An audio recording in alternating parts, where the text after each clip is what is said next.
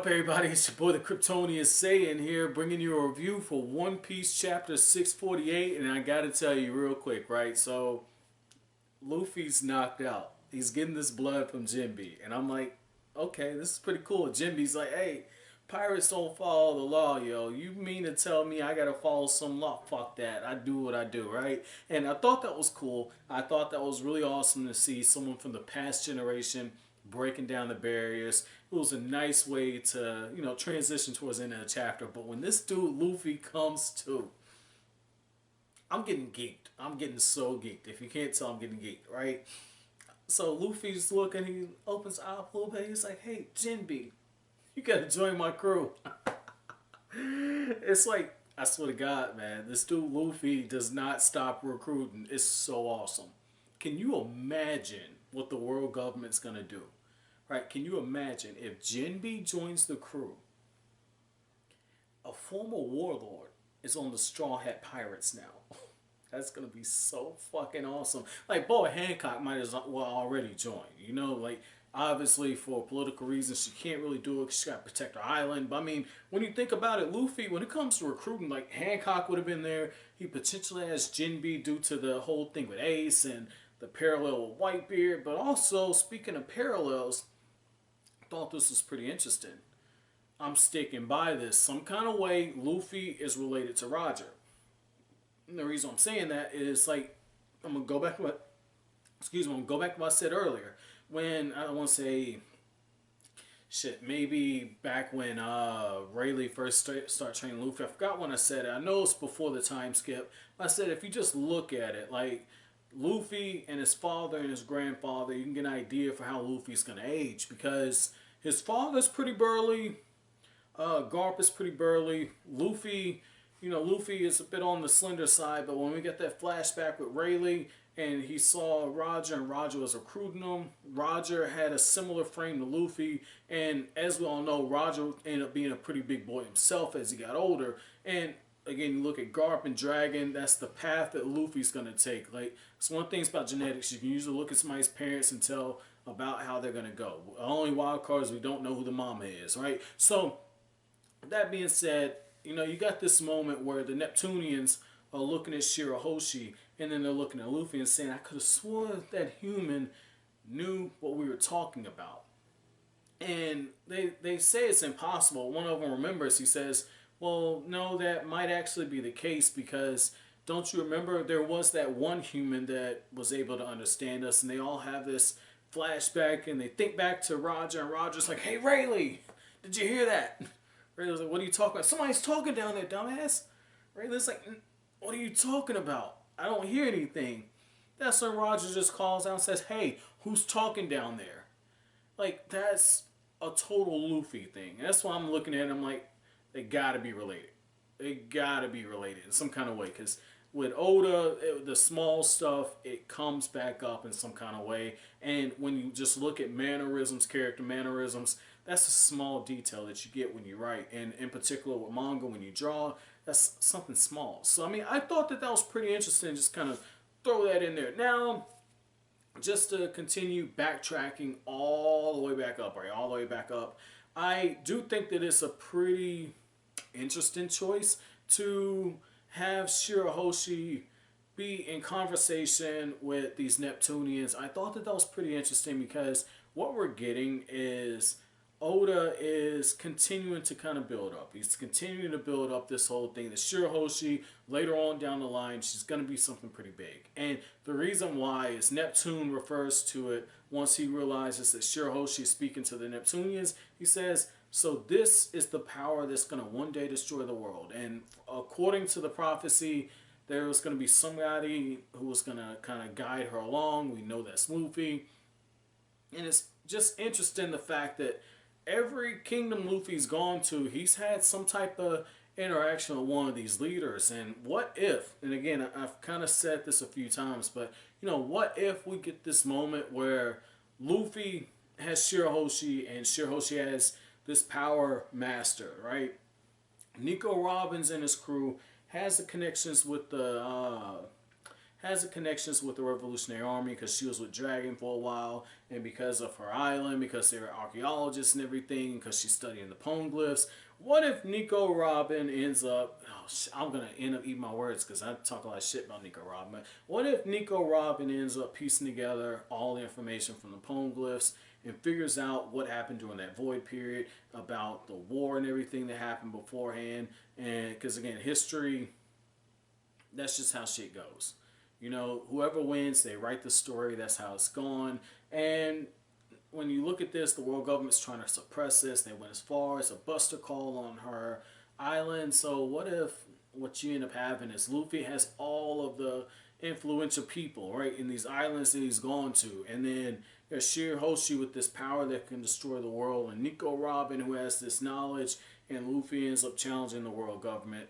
That would be pretty damn interesting because he's already got a target on his back to begin with. So that's going to be interesting going forward, and that's something I feel is being built up with that one little line that we're getting here. Now, transitioning a little further back, I like how during the conversations that they're having with Shirahoshi, they tell her, they say, hey, you got to understand that, you know, every now and then, you know, somebody gets reborn, there's able to speak to us. We've been waiting on you since birth. Shirahoshi makes the line about asking what's the importance of Noah. Isn't it for us to drag towards the ship?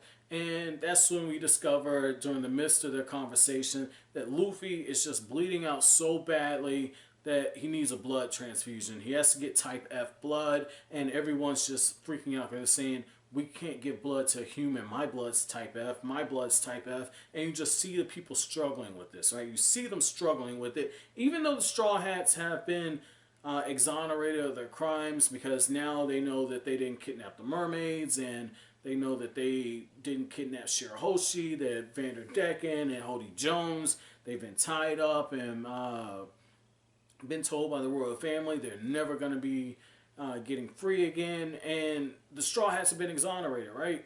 With the exception of Nami being the useful one, right? Nami was the useful one. When she got that letter, she said, okay, you got the letter, that's cool, you can go do your little reverie thing, that's completely awesome, but I'm going to clean this bitch out. I'm taking all of the treasure. Because when they said, yeah, we got robbed, I'm like, that's my bitch right there, man. Just a side note, I was reading the SBS Corner, and, you know, Oda was just talking, and he said, yeah, I don't know when the full Nami body pillows are coming out, but, you know, they're coming, right?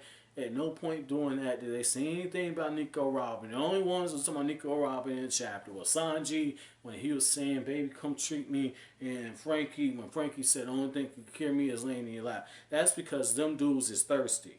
That's all that is. Like, them dudes just thirsty. But they going for low-hanging fruit.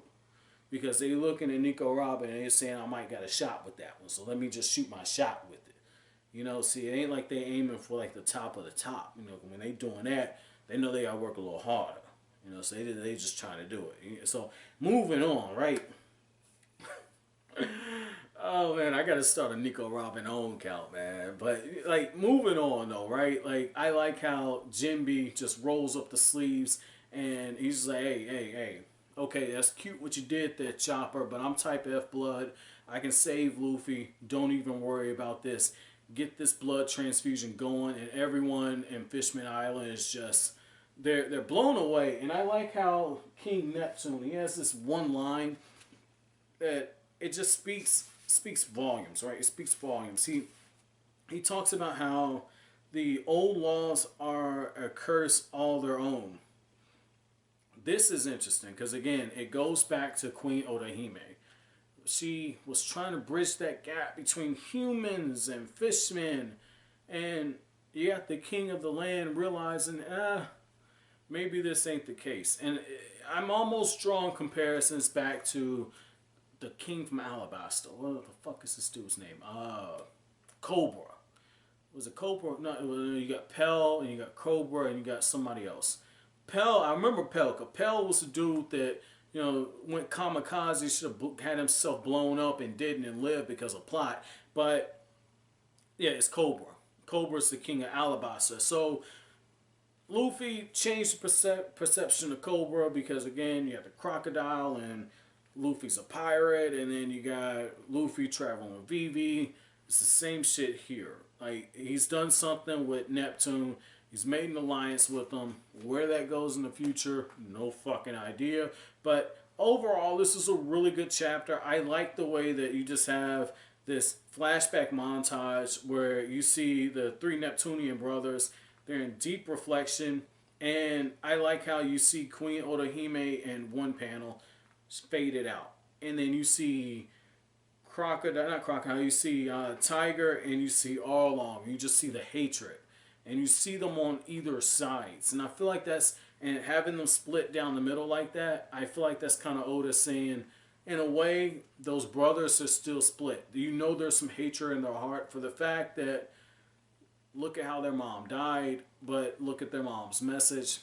It's human. I thought that was pretty brilliant. Again, like, the thing I love about Oda's work is, when you go to this page where Luffy's getting the blood transfusion, we have 1, 2, 3, 4, 5, 6, 7, 8, 9, 10, 11. We have 12 panels detailing facial expressions and just the artwork. Like with the Naruto series, when you got panels like that, that would be Kishimoto kind of just showing movement, right? It'll often be for battle sequences, and maybe times you see like the eyes or whatnot. But the way Oda did it, it's just like little snapshots, like bam, bam, bam, bam, bam, bam, bam.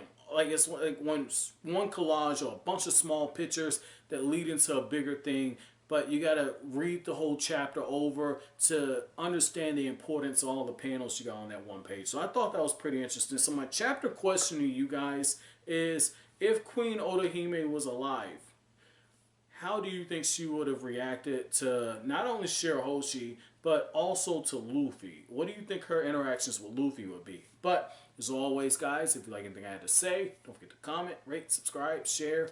Thank you so much for watching the video, guys. Have an awesome day.